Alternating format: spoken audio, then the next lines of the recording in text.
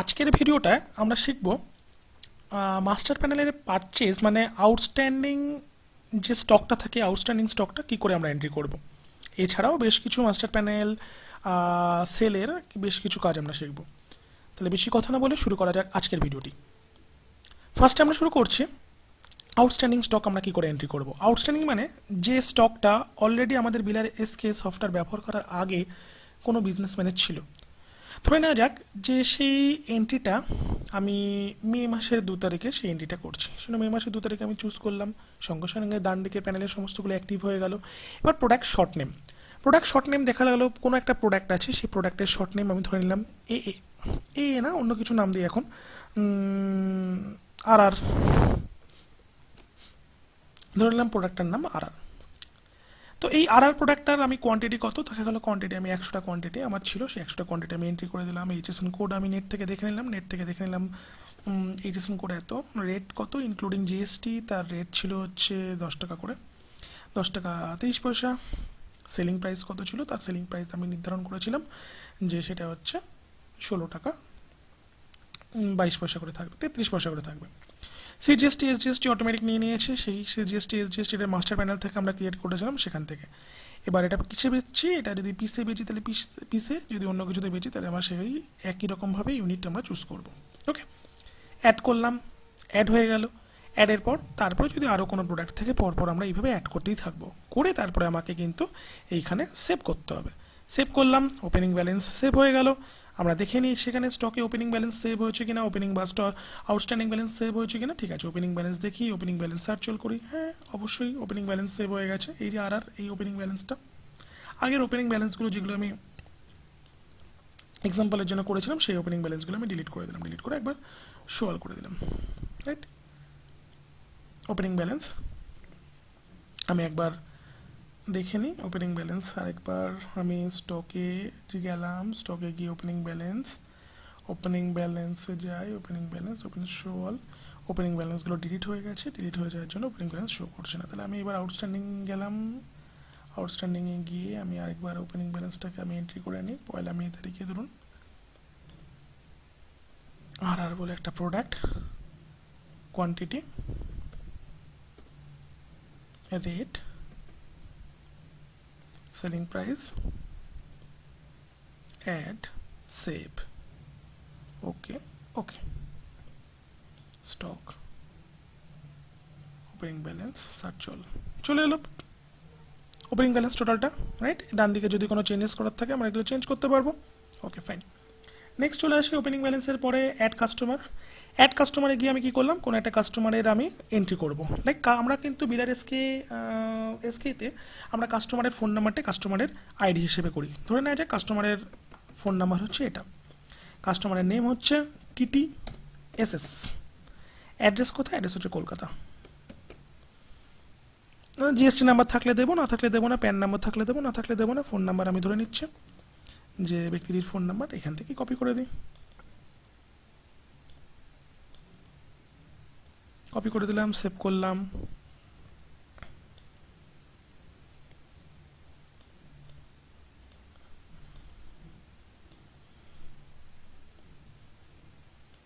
ওকে,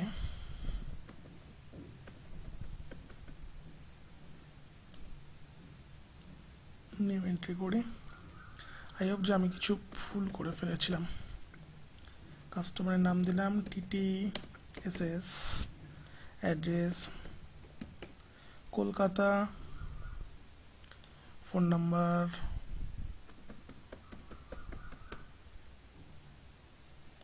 set. Okay, এবার ঠিক আছে, ইনসার্ট হয়ে গেল। এই যে কাস্টমারের যে কাস্টমারটা এন্ট্রি করলাম সেই টিটিএসএস কাস্টমারটা হচ্ছে এটা। এবার আমি কি করব, ধরুন যে এই যে এ বিবি কাস্টমারটা আছে, এর পেন্ডিং অ্যামাউন্ট 100,000 আছে। এই যে আমি নতুন কাস্টমারটা আমি এন্ট্রি করলাম, সেই কাস্টমার আমার এক্সিস্টেন্স কাস্টমার, মানে আমি বিলার এসকে সফটওয়্যারটা ব্যবহার করার আগে এই কাস্টমারটি ছিল এবং এই কাস্টমারের কিন্তু কিছু ধার বাকি ছিল, ধার বাকি ধরে নিচ্ছে যে 5,000 টাকা ধার ছিল। তখন আমি কি করব, কাস্টমারটাকে আমি কি করব, অ্যাডজাস্ট পেন্ডিং অ্যামাউন্টে যাব, আমি কাস্টমারটাকে চুজ করব, কাস্টমারটাকে সার্চ করব। এই সার্চ করলাম, সার্চ করার পরে আমি কাস্টমারের ইনক্রিজ অ্যামাউন্টটা ধরে 5,000 টাকা লিখে দিলাম। 5,000 টাকা লিখে যখন ইনক্রিজ পেন্ডিং অ্যামাউন্ট দেবো, সঙ্গে সঙ্গে কিন্তু কাস্টমারটার ইনক্রিজ পেন্ডিং অ্যামাউন্ট এখন দেখাচ্ছে না, যেই শো অল করবো সাথে সাথে দেখাবে কিন্তু ইনক্রিজ পেন্ডিং অ্যামাউন্ট এত, রাইট। এবার ধরো কাস্টমারের পেন্ডিং অ্যামাউন্ট কমেছে বা কাস্টমার এই ধারটা শোধ করে দিয়েছে, সিম্পল আমরা কোথায় যাবো, অ্যাডজাস্ট পেন্ডিং অ্যামাউন্ট, কাস্টমার থেকে সার্চ করবো, কাস্টমার থেকে সার্চ করার পর সার্চ করলাম, এবার সে ধরুন 5,000 টাকার মধ্যে 2,000 টাকা দিয়ে দিয়েছে, 2,000 টাকা ডিক্রিজ করলাম, ডিক্রিজ করার পরে আবার সে একইভাবে শো অল করবো, 3,000 টাকা হয়ে গেল। তাহলে আগে যে কাস্টমারের পেন্ডিং ছিল সেগুলো কিন্তু এইভাবে কিন্তু আমরা ফিল আপ করবো। আচ্ছা, এখানে একটা কথা বলে রাখি, এই যে সেলের সময় যে কাস্টমারের ডিউ অ্যামাউন্টসগুলো থাকে সেইগুলো কিন্তু আমার কিন্তু এই পেন্ডিং বিলসে গিয়ে আমাকে সেইগুলো কিন্তু পেমেন্ট করতে হয়। লাইক দেখা যাক আমি ধরো মে মাস থেকে 1 জুন পর্যন্ত আমি দেখে নিচ্ছি কাস্টমারে এই কাস্টমার ছিল, এই কাস্টমারটির আইডি এত, তারপরে আবার সার্চ করলাম, সার্চ করার পর তার পেন্ডিং কোনো অ্যামাউন্ট নেই, পেড অ্যামাউন্ট দেখি, পেড অ্যামাউন্ট, হ্যাঁ পেড, তার সমস্ত অ্যামাউন্টই পেড আছে। দেখি কোনো একটা কাস্টমার খুঁজে পাওয়া যায় কিনা যার কোনো পেন্ডিং অ্যামাউন্ট আছে কিনা, পেড না পেন্ডিং অ্যামাউন্ট আছে কিনা দেখে নিই, হ্যাঁ এই কাস্টমারের পেন্ডিং অ্যামাউন্ট আছে।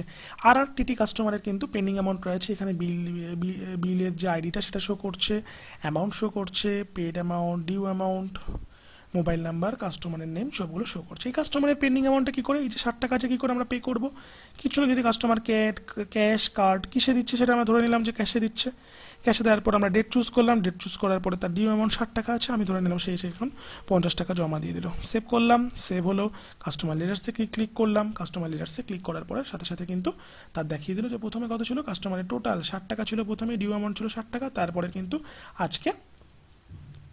আজকের তারিখে তার কিন্তু আবার আমি পে করে দিলাম, পে করলাম কত, 50 টাকা তার কাছে এখন তাহলে পড়ে রয়েছে ডিউ অ্যামাউন্ট 10 টাকা, টোটাল লেজার্সটা কিন্তু এইভাবে আমরা পেয়ে যাবো। ওকে, নেক্সট তাহলে চলে যাই, এটা হচ্ছে কাস্টমারের এখন আমার রিসেন্ট যে কাস্টমার্স রয়েছে সেই কাস্টমারের যে আফটার বিলার এসকে আমরা কি করছি, যে সমস্ত কাস্টমার্সগুলো আমাদের কাছে ধার বাকি করেছে সেগুলো আমরা এখানেই পেয়ে যাব, আর বিফোর বিলার এসকে যে কাস্টমার্সের ধার বাকিগুলো ছিল সেই ধার বাকিগুলো এন্ট্রি করতে গেলে কিন্তু আমাকে অ্যাড কাস্টমারের এই ইনক্রিজ অ্যাডজাস্ট পেন্ডিং অ্যামাউন্টে যেতে হবে। এখানে কিন্তু সমস্ত কাস্টমার্সগুলো থাকবে, এই কাস্টমার্সগুলোই কিন্তু টোটাল আমি কোথায় কোথায় পেয়ে যাব, এই কাস্টমারের নাম, ফোন নাম্বার, অ্যাড্রেসটা কিন্তু আবার ফোন বুকে পেয়ে যাব, রাইট। ওকে, তাহলে আমরা কি শিখলাম, ফোন বুকে কোথায় কাস্টমারের অ্যাড কাস্টমারের জিনিসটা ফোন বুকে আবার পেয়ে যাচ্ছে, কিন্তু ধার বাকি যেগুলো অ্যাড কাস্টমারই দেখতে পাবো। অ্যাড কাস্টমার আবার কি, অ্যাড কাস্টমার আমার এই বিলার এসকে সফটওয়্যার ব্যবহার করার আগে যে পেন্ডিং অ্যামাউন্ট ছিল সেগুলো কিন্তু অ্যাড কাস্টমার থেকে আমি আবার দিয়ে দিতে পারবো, আর যেগুলো আমি বিলার এসকে ব্যবহার করার পরে যে কাস্টমারের সেলের সময় যে কাস্টমারের ডিউ রেখেছিল তাদের কিন্তু পেন্ডিং বিল থেকে তাদের বিলগুলো কিন্তু আমি আবার কি করব, বিলগুলো কিন্তু আমি পেড করতে পারবো। ওকে, নেক্সট চলে আসছি মাস্টার প্যানেলের মধ্যে অ্যাড ইউজার। অ্যাড ইউজার কিছুই না, অ্যাড ইউজার মানে যখন আমি এই যে যখন সফটওয়্যারটা খুললাম তখন অ্যাডমিন দিয়ে সফটওয়্যারটা খুললাম, আমি কিন্তু অন্য যে কোনো ইউজার ক্রিয়েট করে দিতে পারি, আমি আমার স্টাফের ক্রিয়েট করে দিতে পারি, এখানে আমি সেই আইডিটা দেবো, ঠিক যেমন ফেসবুক আমরা করে থাকি আইডি দিই, পাসওয়ার্ড দিই, ফুল নেম দিই, ভোটার নেম দিই, ক্রিয়েট ইউজার করবো, এইটা সফটওয়্যারটাকে লগ আউট করবো, লগ আউট করে সেই ইউজার আইডি পাসওয়ার্ড দিয়ে আবার কিন্তু সফটওয়্যারটাকে লগ ইন করবো, লগ ইন করলে কিন্তু সেই সফটওয়্যারটা ওই ইউজার আইডি পাসওয়ার্ড দিয়ে এন্ট্রি হবে।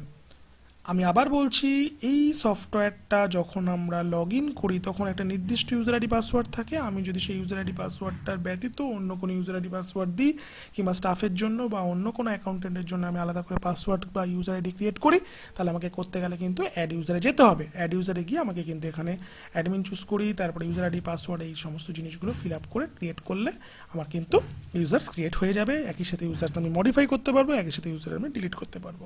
আচ্ছা, চলে আসা যাক সাপ্লায়ার।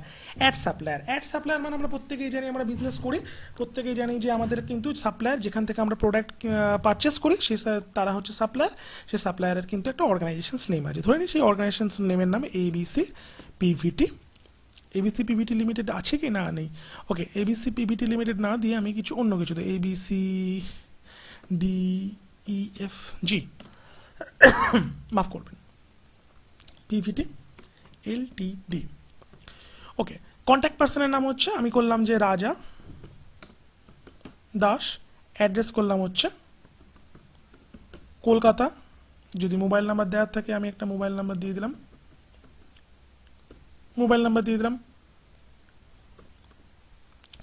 ব্যাঙ্ক ডিটেলস বাদ বাকি ডিটেলসগুলো আমি দরকার পড়লে বললাম বা পরে আমি ভরতে পারি। এবার আমি কি করলাম, রেকর্ডটা অ্যাড করে দিলাম, ঠিক আছে, এই রেকর্ডটা অ্যাড করে দিলাম, রেকর্ডটা অ্যাড হয়ে গেল, এই যে রেকর্ডটা অ্যাড হয়ে গেছে, পরবর্তীকালে যদি আমার কিছু চেঞ্জেস করার দরকার পড়ে আমি এখান থেকে কিন্তু চেঞ্জ করতে পারবো, এখান থেকে কিন্তু চেঞ্জ করতে পারবো, রাইট, সেগুলো কিন্তু ফিল আপ করতে পারবো, ডবল ক্লিক করবো ফিল আপ করতে পারবো। ওকে, আর এই যে আমি কাস্টমারটা মাফ করবেন, সাপ্লায়ারটা অ্যাড করলাম, যখন আমি পারচেসে যাব তখন কিন্তু পারচেসে গিয়ে আমি অলরেডি পেয়ে যাব, সাপ্লায়ারটা কিন্তু পেয়ে যাবো। পারচেস থেকেও আমি সাপ্লায়ার ক্রিয়েট করতে পারি ডাইরেক্ট এখান থেকে, অথবা আমি মাস্টার্সে গিয়ে অ্যাড সাপ্লায়ার্সে গিয়েও সাপ্লায়ার ক্রিয়েট করতে পারি। পারচেসে গিয়েও আমি সাপ্লায়ার ক্রিয়েট করতে পারি, মাস্টার্সে এসে অ্যাড সাপ্লায়ার এসেও কিন্তু আমি সাপ্লায়ার ক্রিয়েট করতে পারি। নেক্সট হচ্ছে সাপ্লায়ার পেমেন্ট। সাপ্লায়ার পেমেন্ট মানে কি, যেখান থেকে আমি কোনো সাপ্লায়ারের কার কি পেন্ডিং অ্যামাউন্টস রয়েছে, সেই পেন্ডিং অ্যামাউন্টসগুলো কিন্তু আমি এখানে দেখে দেখে তাদের ঠিক একইভাবে কাস্টমার্সের মতো কিন্তু এই সাপ্লায়ারে পেমেন্ট করব, পেমেন্ট করে সাপ্লায়ারের লেজার্সটাও এইভাবে বার করতে পারবো, রাইট? ওকে, নেক্সট চলে আসি মাস্টার্সের মধ্যে। সাপ্লায়ার পেমেন্ট হয়ে গেল। পারচেস হিস্ট্রি, পারচেস হিস্ট্রিটা খুবই সোজা। যখন আমি কোনো পারচেস আমি কি করতে পারি, সাপ্লায়ারের নেম দিয়ে পারচেস সার্চ করতে পারি, তাই তো? সাপ্লায়ারের নেম দিয়ে পারচেস সার্চ করতে পারি, কিংবা আমি সাপ্লায়ারের নেম না দিয়ে আমি কি করতে পারি, এখানে আমি ইনভয়েস দিয়েও কিন্তু আমি সার্চ করতে পারি যে এই ইনভয়েসে আমার এই জিনিস আমি কিনেছিলাম, সেই ইনভয়েস দিয়েও আমি পারচেস হিস্ট্রিটাকে সার্চ করতে পারি, সাপ্লায়ার দিয়েও সার্চ করতে পারি। ওকে, এটা আলাদা করে কিছু বলার নেই, এখানে টোটাল ডিটেলস আছে, দরকার পড়লে এগুলো বড় বড় করে আমি দেখতে পারি, এগুলোকে ছোট বড় করা যায় এইভাবে টেনে টেনে, যেমন এক্সেল শিটে ছোট বড় করা যায় তেমনি ছোট বড় করতে পারবো, রাইট?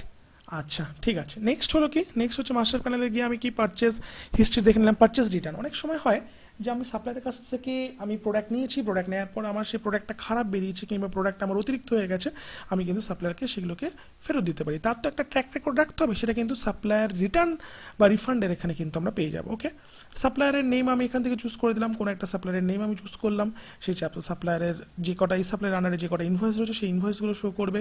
আজকের ডেটে সেই সাপ্লায়ারের কাছে এটা কত ছিল, তার আরোটি ছিল, ইনভয়েসের আরোটি ছিল 400 টাকা। আমি যখন নেক্সট এটাকে প্রিন্টও করতে পারি, ডেবিট নোট ক্রিয়েট করতে পারি, আমি এটাকে কী করলাম, নেক্সট করলাম। নেক্সট করার পরে কী হচ্ছে, নেক্সট করার পর এখানে কী হচ্ছে, প্রোডাক্ট শর্ট কোড পেয়ে গেলাম, প্রোডাক্ট শর্ট কোড পাওয়ার পরে আমি সঙ্গে সঙ্গে ব্যাচ নাম্বার পেয়ে গেলাম। এবার আমি কটা প্রোডাক্ট আমি রিটার্ন করতে চাই, সেটা 20টা প্রোডাক্ট অ্যাভেলেবেল আছে সেটা শো করছে, কটা প্রোডাক্ট রিটার্ন করতে চাই, ধরুন 20টা প্রোডাক্টের মধ্যে আমি 10টা প্রোডাক্ট রিটার্ন করতে চাই, রাইট? অটোমেটিকলি কিন্তু সেই রিটার্ন অ্যামাউন্টটা কিন্তু 200 টাকা, সেটা কিন্তু বসিয়ে দিচ্ছে, এটা কিন্তু এডিটও করা সম্ভব। ওকে, রিটার্ন করলাম, এখানে নোটও করতে পারি, ডেবিট নোট ক্রিয়েট করবো না, ইয়েস ডেবিট নোট ক্রিয়েট করবো, ডেবিট নোট আমি ক্রিয়েট করে দিলাম। ডেবিট নোট ক্রিয়েট করার পর সেটা কিন্তু সাকসেসফুলি হয়ে গেল, রাইট? এবার যদি দরকার পড়ে সেই ডেবিট নোটটাও কিন্তু আমরা পেয়ে যাব, রাইট? ওকে, আর যদি প্রিন্ট প্রিভিউ দরকার পড়ে সেই প্রিন্ট প্রিভিউটা কিন্তু এখানে, যেহেতু আমি ডেবিট নোটটা ক্রিয়েট করার আগেই আমি এটাকে এন্টার করলাম, সেটা প্রিন্ট প্রিভিউ শো করছে না, সেই প্রিন্ট প্রিভিউটাও দেখতে পাবো। ওকে, আচ্ছা, নেক্সট কি, নেক্সট চলে আসি। আচ্ছা, নেক্সট যেটা আমি বলতে চাইছিলাম সেটা হচ্ছে চলে আসলাম হচ্ছে পারচেস ফ্রম এক্সেল।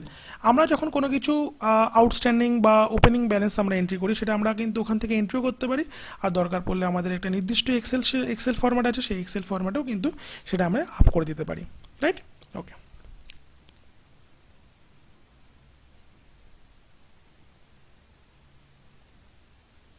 নেক্সট চলে আসি যে investment and expenditure. Invest and এক্সপেন্সেসের মধ্যে আমি চলে আসছি। ইনভেস্ট অ্যান্ড এক্সপেন্সেসের মধ্যে যেটা ইনভেস্ট আছে, ধরা যাক যে আজকের ডেটে আমি কি কারো নামে, ধরুন এই নামে আমি একটা ইনভেস্ট অ্যামাউন্ট, ইনি হচ্ছেন একজন ইনভেস্টার, এনার অ্যাকাউন্ট, ইনি ইনভেস্ট করেছেন কত, ইনি ইনভেস্ট করেছেন 1000 টাকা, সেটা কিন্তু আমি এখানে কিন্তু অলরেডি ইনভেস্ট রেকর্ডের মধ্যে আমি ঢুকিয়ে দিতে পারি, রাইট? আর ইনভেস্ট রেকর্ডের মধ্যে এটা আমি ঢুকিয়ে দিলাম। আর যেটা দরকার আছে, একটু আমি কয়েকটা আগের প্রিভিয়াস ডেটা ডিলিট করে দিই, নইলে হয়তো বুঝতে পারা যাবে না। আচ্ছা, এইটা হচ্ছে ইনভেস্ট রেকর্ডটা আমি অ্যাড করে দিলাম। এবার দেখা গেল কি, এবার হচ্ছে আরেকটা ইনভেস্টার, সেও ইনভেস্ট করেছে, কত, সে ইনভেস্ট করেছে 5000 টাকা ধরে নিচ্ছে, তার রেকর্ডটা অ্যাড হয়ে গেল। এবার কি, যদি কোনো এক্সপেন্ডিচার হয়, যদি কোনো এক্সপেন্সেস থাকে, তাহলে সেটাও আমি এখানে করতে পারি। সে